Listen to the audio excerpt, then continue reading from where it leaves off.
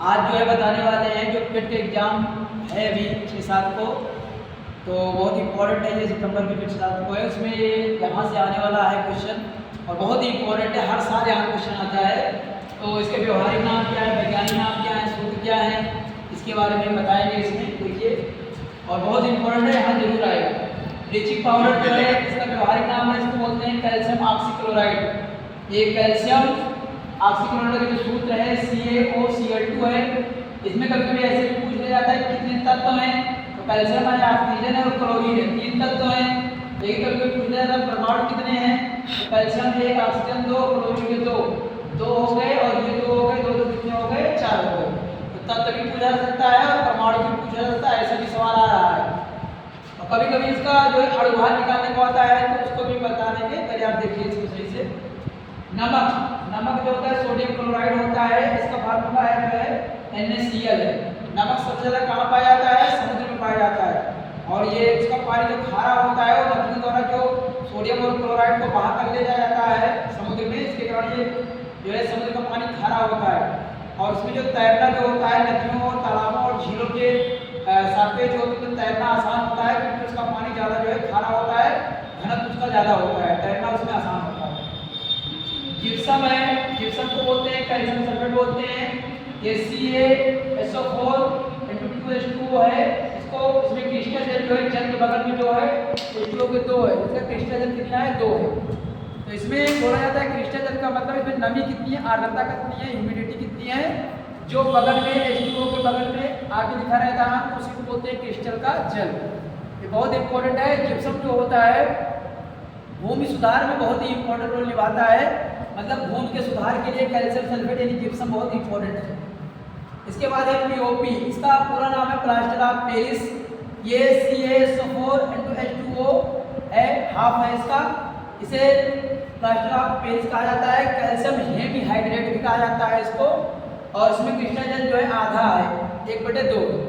POP जो होता है इससे मूर्तियाँ बनाने में, किसी की हड्डी टूट जाती है तो प्लास्टर बांधने में और जो है खिलौने बनाने में और POP करने में, इमारतों में इसका उपयोग किया जाता है और बहुत ही इंपॉर्टेंट है POP। और ये जो है पानी जैसे पाता है वैसे जो है जिप्सम बन जाता है। और जब ये सूख जाता है उसमें डेढ़ जो है कमी हो जाती है और जल की अणु की, तो ये जो है POP बन जाता है। तो जैसे नमी पाता है वैसे जिप्सम बन जाता है। इस तरह से जो है इसको गर्म करके POP बनाया जाता है। लेकिन ये क्या होता है, जैसे इस पानी के साथ नमी आता है वैसे क्या बन जाता है, जो है जिप्सम बन जाता है। खाने का सोडा, इसे सोडियम हाइड्रोजन कार्बोनेट या इसी को सोडियम बाइकार्बोनेट कहा जाता है। और ये सोडियम इसका सूत्र है सोडियम बाइकार्बोनेट का NaCO3। इसके बाद है इसको कहाँ उपयोग किया जाता है, जो भोजन को उपयोग किया जाता है उसको खस्ता बनाने के लिए जो किया जाता है, इसका उपयोग समोसे पकौड़ी इसमें समय अधिक मात्रा में इसका उपयोग किया जाता है।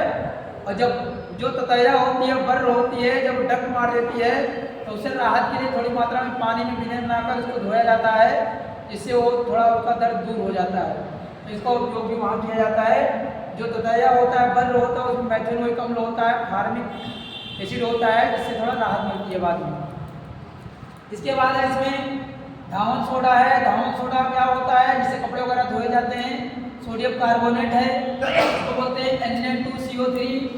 और जल के अणु में 10H2O है। क्रिस्टल जल कितने हैं, इसका मतलब आगे 10 है। तो इसमें जो होता है हमेशा ये जो नमी रहती है, इसकी वजह से हमेशा कभी ये पाउडर के रूप में आपको थोड़ा नमी युक्त दिखेगा ये, क्योंकि इसमें 10 अणु क्या होते हैं, एक भाग में जो होता है इसका उसमें 10 अणु नमी के पाए जाते हैं, इसलिए थोड़ा नम रहता है।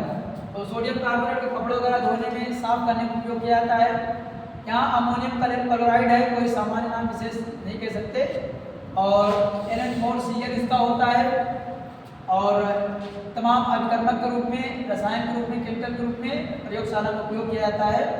दमा-घोटू गैस है, कार्बन मोनोऑक्साइड, इसको बोलते हैं CO। इसको जब क्या होता है, कोयला जलता है तो ये गैस सबसे ज़्यादा निकलती है। जब किसी ईंधन का अपूर्ण दहन होता है, सही से पूरा दहन नहीं हो पाता, जल नहीं पाता है, तब ये कार्बन मोनोऑक्साइड गैस निकलती है। और ये बहुत विषैली गैस है। ये ब्लड के साथ सबसे ज़्यादा क्रिया करती है और ब्लड को खराब करती है, जिससे अगर कोई मान लो उस वातावरण में सो रहा है जहाँ ये गैस ज़्यादा निकल रही है, रूम वगैरह में, और रूम को बंद करके ठंडी में अगर मान लो कोई चीज़ जलाकर सो रहा है तो ये गैस जो बनती है वो धीरे धीरे इतना रक्त को खराब कर देती है जिससे उसकी मृत्यु तक भी हो सकती है। मृत होने का मतलब है दम घुट जाता है, इसीलिए इसे दमा घुटू गैस कहा जाता है। इसके बाद है फायर डंप गैस है, गोबर गैस है, बायोगैस है। फायर डंप गैस इसलिए कहा जाता है क्योंकि जो माइन होता है, खादान होती है जहाँ से खनिज खोद कर निकाले जाते हैं, वहाँ क्या होता है, वहाँ कभी कभी क्या होता है आगजनी घटनाएं घट जाती हैं, विस्फोट हो जाता है, इसलिए इसे फायर डंप गैस कहा जाता है। इसके बाद यहाँ गोबर गैस क्यों कहा गया, क्योंकि जो गोबर गैस प्लांट होता है, गोबर गैस प्लांट के विघटन से गोबर की जो है उसमें मीथेन गैस निकलती है। तो मीथेन गैस जो थोड़ी मात्रा में हाइड्रोजन और अन्य गैसें भी होती हैं, तो गोबर से निकलती है गैस, इसलिए इसे गोबर गैस के नाम से भी जाना जाता है। बायोगैस क्यों कहा जाता है, क्योंकि बायो का मतलब है जो सजीव प्राणी है उनके मरने से जो उत्पन्न अवशेष है उसे बायो के अंतर्गत माना जाता है, और उससे विघटन से जो होता है उससे गैस प्राप्त होती है, इसीलिए इसे बायोगैस कहा जाता है। मीथेन है, CH4 है, इस तरह से ये संतृप्त यौगिक प्रकार का है, इसके मध्य जो होते हैं एकल बॉन्ड होता है, इसे संतृप्त यौगिक माना जाता है। बेंजीन है, बेंजीन जो है C6H6 है, इसकी आकृति जो होती है वो रिंग के आकार की होती है, एरोमेटिक यौगिक कहलाता है। इसका मतलब आप बोल सकते हो इसकी आकृति इस तरह से होती है, एरोमेटिक इसे कहा जाता है इस तरह से। इसमें एकांतर क्रम में इस तरह से इसको दिखाया जाता है, एक छोड़कर एक के बाद ऐसे दिखाया जाता है।